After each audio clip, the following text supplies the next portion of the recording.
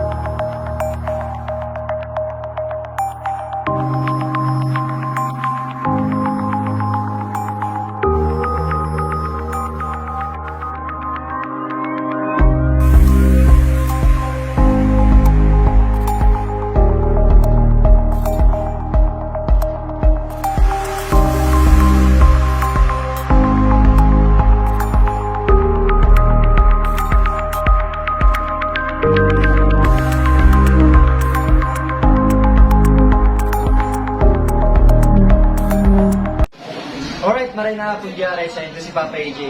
Yan ako ngayon sa laog kang kafeteria ni Lola Bitang. So may nagkugay sa kung nagtimbiri na sarong animus tao. Dahil siya makabisto na ugabakay di yung masiram na kinalasan sa baba ng market sa first floor. So ngunyan, tigbisita ko ta, gusto kong manamitan ang kinalas tinda. Ngunyan katay ko na po si Sir Mike, tapos si Ma'am Sheila kayo nasa luwas. So sinda po ang may sadiri kang kafeteria ni Lola Bitang. Alright, so ang araw ko kaya, hindi kinalasa ini, nagpuan ini yung 1940s pa. So, ibig sabihin, haluyo ng maray. So, ini ang sabi ni Sir Mike, ini daw kinalasa ni dati bako yung itiyo. Hindi parang market na iniyo, basis to ni Sir Mike, bako da iniyo dating market. Dati da ini plaza, actually eda, yan di mismo, ginaganap ang basketball, interbarangay kang sunod ng Naga. So, ngayon, gusto ko lang apo ni Sir Mike para mas detalyado ang history kang kinalasan ni Lola Bitang. Hapon tayo Sir Mike, hindi kit na hapon. Alright, so Sir Mike, sa'yo nagpo ng kafeteria ni Lola Bitang. Actually, nagpo ng ang kafeteria ni Lola Bitang sa lolo ko. Sa lolo mo. Tama ng mama ko. Alright, so ibig sabihin haluyo na pala ta. Nagpo ng kinalasan ni Mio, kilolo niya, pero ama kang mama niya. So, ibig sabihin talaga haluyo na. Tapos, sir, si lolo mo nagkibo sa dairy pansit. Iyo. Oo. Sa nirimang gibong pansit, sa may ibang pa. May kibuhan ka mo, sir, ng pansit talaga sa Igolda. Actually, tumaman ko sa tiya ko. Tingnan naman niya. Tapos, sir, iniyo, kasuarin ka na turnover, nag-take over kay iniyo pala ng kafeteria ng Lola Bitang. Balik kang ilan lang na 2005. So actually kaya, ika-third generation si Sir Mike na naging owner kay yung cafeteria ni Lola Bitang. So yan, yung idea sa Naga City People Smart, hindi sa may sunod kang Naga, first floor rin yan makukuha. Tapos, sir, anong oras ka mo nagbubukas? mga 6 o'clock hanggang hanggang man, alas 7 o'clock ng banggi, bukas pa sila. So ano sir mga ino-open nyo? Hindi kami may ginalas, may plain, may good egg, saka may chicharon, may special. May special pa sila. Ayan. So, yun na, papailin ko sa iyo. Uli po ang kinalas nila. Alright, so, yun, ang pansit aram yun do, ining pansit na iniyo. Pero yun isa si, Ginagamit din sa may kayang sabi na, so tama ako. Kang nanamit lang, actually kaya nag-itin ako ni before, bago ko siya i-cover, tiksak siya ko ng namit kayo niyo. Talagang masira ang kinalas siya.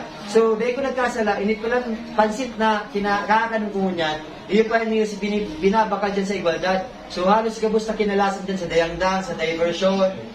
Yun ang binabakal na pansit na masira. Huwag kayang kinalasan na ibang gamit nindang noodles. Alright, so ito, itong color yellow noodles, dahil ko sunong mara ang namin na ito. Mga nas to. So iniyo, kumailin nindo, iyo po yung si noodles na ginagamit kang buong kinalasan hindi sa syudad kang naga. Alright, so sindapan ito binabakal sa may igualdad. Ano?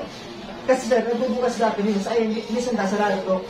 Nahubukas Pag ano, paghapon yung kayo na Okay. So, yun. So, yan.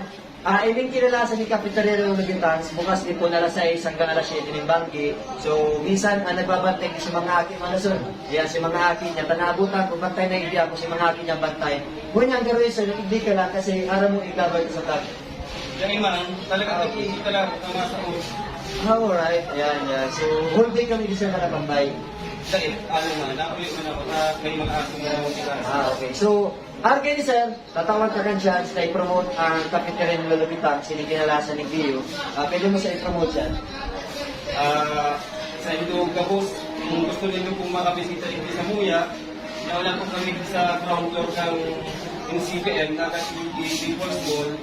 Pwede mo po kung magamit kang sa Muyang kinalas. Dahil ito, classic po kami, mayot kami pinta sa sabaw. Talagang napanamin sa Muya, si tayo, kanukurig, tapos po si Sarsa. Kung gusto po nito, open po kami 6 a.m. to 7 p.m. Right, full Ay, day. sila lang po kami. Visit na lang po kami. Pag i-view kaya, talagang luwas loob ng tao. So, ibig sabihin, bistado naman kinalasan na iniyo.